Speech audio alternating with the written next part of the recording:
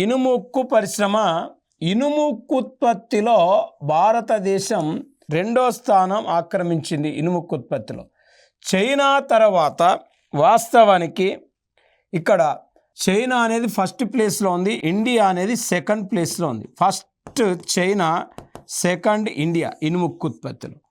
అంటే iron and steel ఇండస్ట్రీలో భారతదేశం 2వ స్థానం ఆక్రమించింది.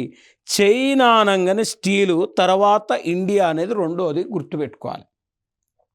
అయితే ఇనుముక్కు పరిశ్రమను ఏమంటామంటే వెనక ముందు అనుబంధాలు ఎక్కువగా ఉండే పరిశ్రమ అంటాం. అంటే ఉత్పాదకాల గల పరిశ్రమని ఇనుముక్కు పరిశ్రమ అంటాం.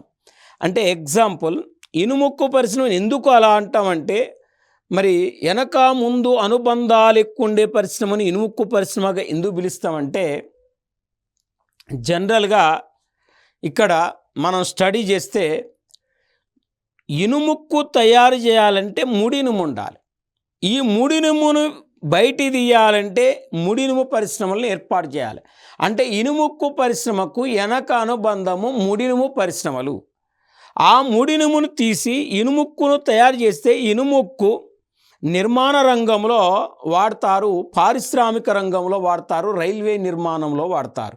అంటే ఇనుముక్కు పరిశ్రమ వల్ల రైల్వే పరిశ్రమ అభివృద్ధి చెందుతుంది, నిర్మాణ పరిశ్రమ అభివృద్ధి చెందుతుంది, ఇతర పరిశ్రమలు అభివృద్ధి చెందుతాయి. కాబట్టి ఇనుముక్కు పరిశ్రమ ఇతర ముందు పరిశ్రమలకు తోడ్పడుతుంది.